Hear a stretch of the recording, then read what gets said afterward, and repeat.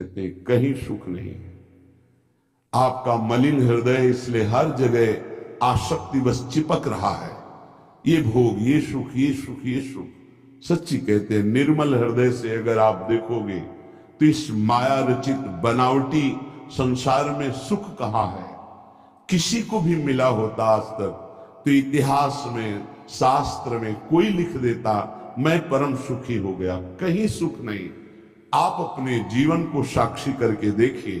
आप अपने हृदय के न्यायाधीश बनिए और बोलिए आज तक आपको किस भोग में सुख मिला। तत्कालिक आपकी तन्मयता के कारण आपको लगता है कि मैं भोग रहा हूं अमुक पदार्थ, अमुक भोग, उसमें सुख है। लेकिन थोड़ी ही देर बाद फिर आप निर्णय कीजिए जो आपने भोगा वो क्या था। फिर और थोड़ी देर बाद तो आप देखेंगे नवीन तृष्णा पैदा हो गई पुनः भोगने की, कि अभी तो अनुभव नहीं हुआ, एक बार फिर देखता हूं। इसका मतलब वहां सुख नहीं है। इसलिए पूज्यपाद श्री उड़िया बाबा जी महाराज कहते हैं, अय उपासक, मन में यदि कोई वासना रखोगे तो तुम्हारा पुनर्जन्म निश्चित है। बहुत ध्यान से सुनिएगा। ये बड़े न्यायाधीश हैं, ये ब्रह्म प्राप्त, भगवत प्राप्त महापुरुष जो बोलते हैं, यही प्रमाण माना जाता है।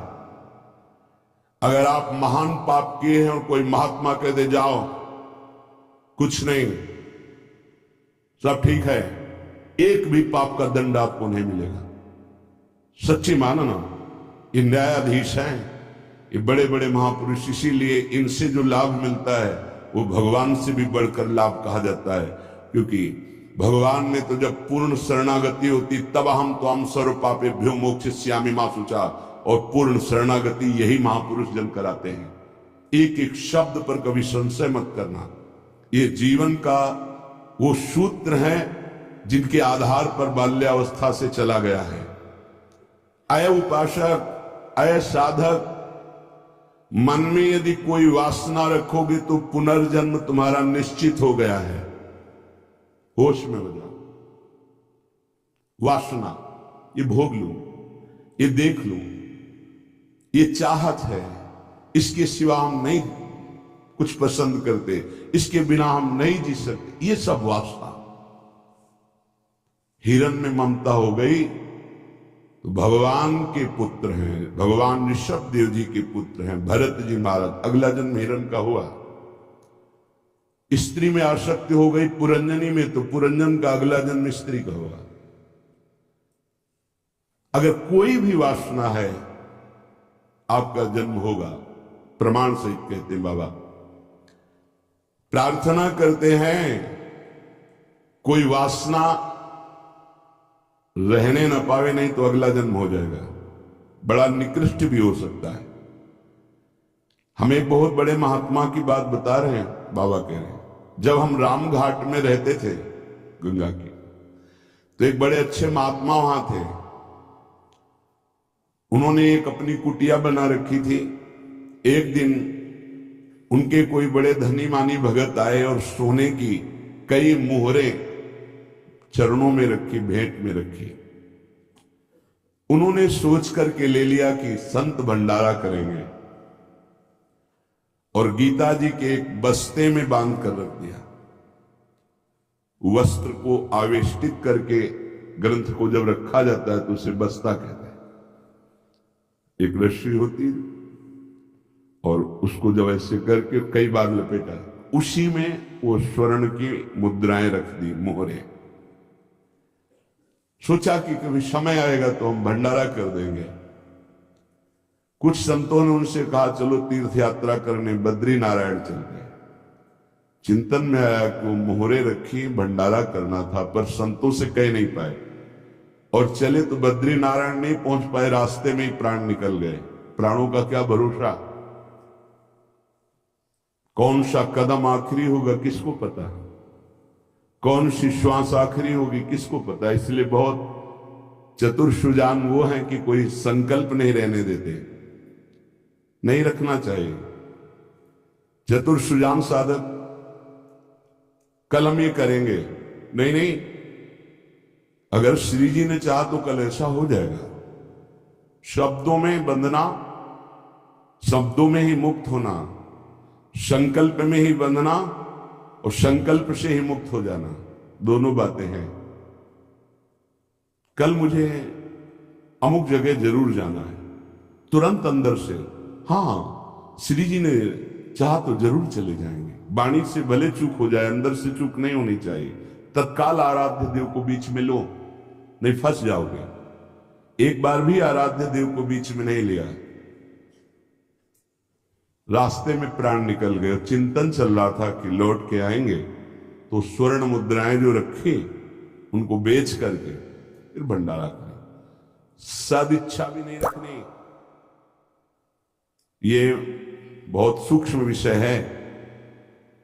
अब उनका शरीर छूट गया। शरीर जब छूट गया तो शरीर की अंतिम क्रियाएं हुई जो संत की होती। 16 दिन बाद कुछ संतों को प्रसाद पवाया गया। महीना व्यतीत हुआ महाराज की कुटिया की जो सेवा सफाई में, तो बस्ता एक ऊंचे पे दिखाई दिया। देखा कि गुरु जी की गीता रखी हुई है। कोई बात नहीं है, कभी समय आएगा तो पढ़ेंगे, गुरु जी की गीता है। रात्रि में स्वप्न हुआ उनके शिष्य को कि बेटा मैं पतित हो गया, चूक हो गई। अंतिम समय स्वर्ण मुद्रा का ध्यान होने के कारण मैं सांप बनकर उसी बस्ता में बंधा हुआ हूं। जब तक स्वर्ण मुद्राएं बेचकर संत सेवा नहीं करोगे, मुझे सांप की योनि मिली है। पूज्य पादुड़िया बाबा भी वहीं रामघाट में थे। उन्होंने स्वप्न सुनाया कि ऐसा ऐसा गुरुजी का स्वप्न देखा। तो सब संत एकत्रित हुए, सबके सामने जे ही बस्ता खोला गया, सोई नवीन अवस्था का सर्प फड़काड़ के खड़ा हो गया। स्वप्न सच्चा निकला, क्योंकि वो आदेश हुआ था गुरु जी का। वो एक स्वप्न नहीं था, वो एक आदेश था। इसलिए सब संतों को एकत्रित किया था कि ऐसा कुंडली मारे फन काढ़े उन्हीं स्वर्ण मुद्रा के ऊपर वही महात्मा जी, क्योंकि स्वप्न में बता चुके थे। उस वस्त्र में देखा गया कोई छिद्र नहीं था जिससे सर्प घुसकर पहुंच सके स्वर्ण मुद्रा तक, क्योंकि कई लपेट होते हैं बस्ता में। ये देखकर सब महात्मा आश्चर्यचकित हो गए कि भाई थोड़ी सी असावधानी हुई कि स्वर्ण मुद्रा का चिंतन बना तो सर्प होकर के गुरु जी को बैठना पड़ा। उस सर्प को बड़े सम्मान, किसी को कुछ नहीं काटा, कुछ नहीं छेड़ा, उसको बहुत सम्मान से आदर पूर्वक जंगल में जाके दुखी होकर शिष्यों ने छोड़ा और उन मोहरों को बेचा गया। संत भंडारा हुआ, उनकी जो ही वासना की पूर्ति हुई, ये वासना बन गई थी, तो ही शरीर छूटा उनका और अपनी गति को प्राप्त हुए। इसलिए उपासक, ये सद्वासना थी। सद्वासना जब बंधन को प्राप्त करा सकती है तो असद वासना कौन कौन सी दुर्गति देगी, ये बहुत सूक्ष्म विषय है। एक महात्मा पधार रहे थे तो वृक्ष के नीचे लेटे थे, ऊपर आम का फल था। पके हुए आम के फल में दृष्टि चली गई। अंतिम समय तो उसी में कीड़ा बनकर आम के पेड़ में आए। शिष्य समर्थ थे, उनको ध्यान के द्वारा जब पता चला तो उन्होंने फिर भजन बल से अपने गुरु जी का उद्धार किया। कई बार ऐसा देखा गया है कि शिष्य के द्वारा गुरु को भगवत साक्षात्कार होता है। सुतीक्ष्ण जी को पहले से ठाकुर जी का साक्षात्कार हुआ, साथ लेकर फिर अपने गुरु जी के पास साक्षात्कार करवाने प्रभु को गए। बड़ी महिमा है भजन की। गुरु प्रदत्त भजन से बड़ी सामर्थ्य शिष्यों में जागृत हो जाती है। विश्वास करो, विश्वास करो, बाबा 2 बार कह रहे हैं। जो कह रहे हैं उस पर विश्वास करो। कोई वासना मत रहने दो, ढूंढ ढूंढ करके वासना को नष्ट कर दो। तुमसे ना नष्ट होती हो तो गुरुजनों के सामने रख दो, प्रभु के सामने रख दो। प्रभु इस वासना को नष्ट कर दो। देख लो, भंडारे की वासना ने सांप बना दिया, मृग की वासना ने मृग बना दिया, हिरण बना दिया। हमारी इतनी वासनाएं, हमारा क्या होगा? कभी विचार किया है अंदर बैठ के कितनी बाजार लगी वासना की? ये सब वासनाएं कट जाएंगी यदि एक सूत्र रख लो, श्री जी की इच्छा। ऐसा करेंगे, हाँ, श्री जी की इच्छा से अंदर से ऐसा, हाँ, प्रियाजू की जैसी इच्छा, वो तुम्हें बांध ही नहीं पाएगी कोई वासना, क्योंकि प्रियाजू प्रधान हो गई है। उपासक प्रभु को भूल जाता है। जब कोई वासना होती तो अपना ऐसा अंधकार पैदा करती है कि प्रभु को भूल जाता है। जैसे भरत जी भूल गए, जिन प्रभु के स्मरण में बाधा ना पड़ जाए, राज रानी, राजपुत्र और राज्य का त्याग कर दिया। वही हिरण की बाधा को कैसे स्वीकार कर लिया कि प्रभु का विस्मरण हो रहा है, प्रभु की सेवा छूट रही हो, हिरण के दुलार में घूम रहे हैं, हिरण बनना पड़ा। बहुत सावधान हो। अगर हम सब सावधानी पूर्वक उपासना करें तो इसी जन्म में हम जीवन मुक्त हो जाए। गुरुदेव, इष्ट का मंत्र और माला, ये साधना की 4 विशिष्ट पद हैं। गुरुदेव, इष्ट देव, इष्ट मंत्र और जिससे माला, जिससे मंत्र जपते हैं, इनमें एक भी नहीं बदलना चाहिए, बहुत जल्दी सिद्ध हो जाएगा। माला ऐसे नहीं कि गंदी हो गई फेंक दी, दूसरी नई माला ले ली, टूट गई वो से, या माला की थैली, दोनों। एक उपासक के पास फटी हुई बहुत मलिन थैली थी, हमने कहा बदल दो ना, नहीं, गुरु प्रदत्त है, ये आजीवन चलेगी। ऐसे बहुत जल से धो देंगे, यमुना जी में धो देंगे, बदल तो नहीं सकते, आजीवन के लिए। अच्छा लगा, ठीक है, गुरु प्रदत्त है, इसे बदल नहीं सकते। माला झोली, यहां रोज नई चमकती हुई, देखो ध्यान दीजिए, गुरु, इष्ट मंत्र और माला, ये चारों बहुत जल्दी परिपक्व अवस्था प्रदान करती है। इनमें से एक भी यदि बदला जाए तो व्यभिचार दोष उत्पन्न हो जाएगा। गुरु, इष्ट देव, इष्ट मंत्र, मंत्र जपने की माला और माला झोली सहित, इसे खिलवाड़ ना समझे। यदि तुम किसी की माला चुरा लेते हो तो कभी तुम्हें उसके जपे हुए का फल नहीं मिलेगा।